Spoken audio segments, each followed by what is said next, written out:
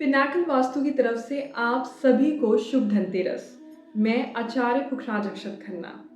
आइए जानते हैं कि धनतेरस के मायने क्या हैं। तो मॉनसून से पहले एक बहुत ही शुभ दिन, जिस दिन सोना खरीदना बहुत ही अच्छा माना जाता है, वो दिन होता है अक्षय तृतीया का।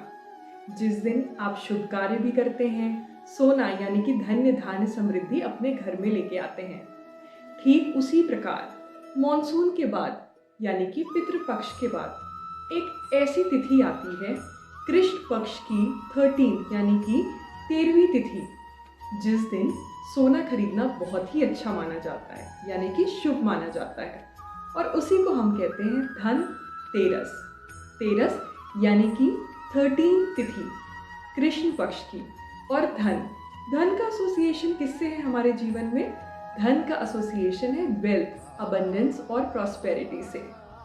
किसी भी मंगल दिवस यानी कि मंगल दिन पर जब हम अपने घर में सोना खरीद के लाते हैं, तो हमारे साथ एक डिवाइन ग्रेस यानी कि गुड लक जुड़ जाता है।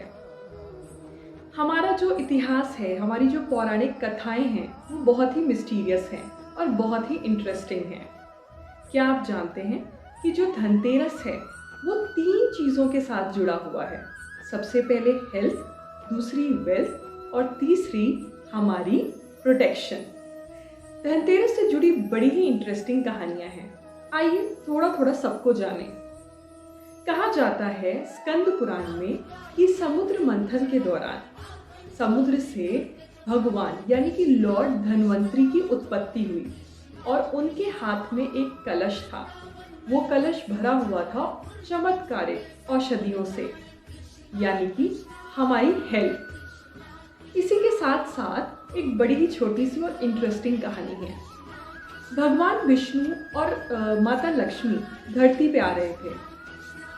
भगवान विष्णु ने माता लक्ष्मी से एक शर्त रखी।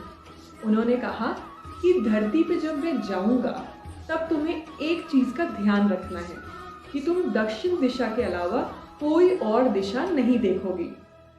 लक्ष्मी जी ने उनकी बात मान ली और विष्णु जी के साथ वो धरती पे आने लगी। जब वो धरती पे आई तो गन्ने का रस यानी कि शुगर केन के जूस को देख के उनका मन भटक गया और उन्होंने इधर उधर दिशाओं में देखना शुरू कर दिया। भगवान विष्णु ने उनको अपनी शर्त याद दिलाई और कहा कि अब तुम्हें 12 साल तक एक गरीब किसान के परिवार में रहना होगा। जब लक्ष्मी जी का वास हुआ उस गरीब परिवार के घर में, तब उसका घर, उसका जीवन धन्य धान्य और समृद्धि से भर गया। 12 साल पूरे हुए और लक्ष्मी जी ने अपने सही रूप की व्याख्या उस किसान से करी। ये जानने के बाद उस किसान ने उनको जाने से बहुत रोका, लेकिन लक्ष्मी जी ने कहा कि उनका वापस जाना बहुत ज़रूरी है। लक्ष्मी जी ने उनसे एक वादा किया कि धरती पे जो 13वीं कृष्ण पक्ष की 13वीं तिथि होती है, उस दिन वो ज़रूर आएंगी। इसीलिए हम कहते हैं कि धनतेरस वाले दिन लक्ष्मी जी इस धरती लोक पर होती हैं, यानी कि वेल्थ। और तीसरी कहानी जो है वो जुड़ी हुई है एक राजा हिमा हुआ करते थे, उनके पुत्र से। उनके पुत्र की कुंडली में ऐसा लिखा हुआ था कि उसकी शादी के 3 दिन बाद उसकी मृत्यु हो जाएगी। वो बड़ा हुआ और ये बात शादी के समय उनकी धर्म पत्नी को भी पता चली। शादी के तीसरे दिन वो बहुत घबराई, बहुत बेचैन हुई कि आखिर वो क्या करें। तो उन्होंने उस सांप रूप जो उनको काटने के लिए आने वाला था, उससे अपने घर को बचाने के लिए जो घर का जो मुख्य द्वार था उसमें अपने सारे आभूषण, सोने के सिक्के, खूब सारे दिए जलाती है, ताकि सांप अगर उनके पति को काटने आए तो वो भटक जाए। और ठीक ऐसा ही हुआ। यमराज जब सांप का रूप लेके वहां पे आए तो इतनी रोशनी थी सोने की, दिए की, सोने के आभूषणों की, कि वो भटक गए और वो उनके पति को अपने साथ यानी कि किंग हिमा, राजा हिमा के पुत्र को अपने साथ नहीं ले जा पाए, यानी कि प्रोटेक्शन। तो है ना ये बहुत ही ब्यूटीफुल फेस्टिवल, जिसमें हेल्थ, वेल्थ और प्रोटेक्शन सबका ही एसोसिएशन है। आखिर करें क्या इस धनतेरस वाले दिन? छोटी छोटी 3 टिप्स जरूर से फॉलो करें।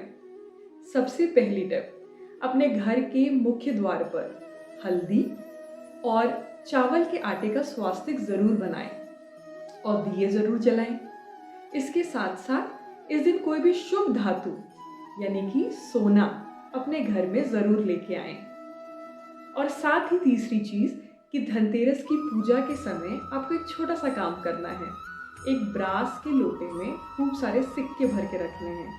वो सिक्के जो चल रहे हों। पूजा के समय उस ब्रास के लोटे को वहीं पे रखें। पूजा के समापन के बाद उसको अपने घर की पश्चिम दिशा में रखें और अपने जीवन में आप बहुत ही खूबसूरत चेंजेस पाएंगे। अगेन मेरे और पिनाकल परिवार की तरफ से आप सभी को शुभ धनतेरस।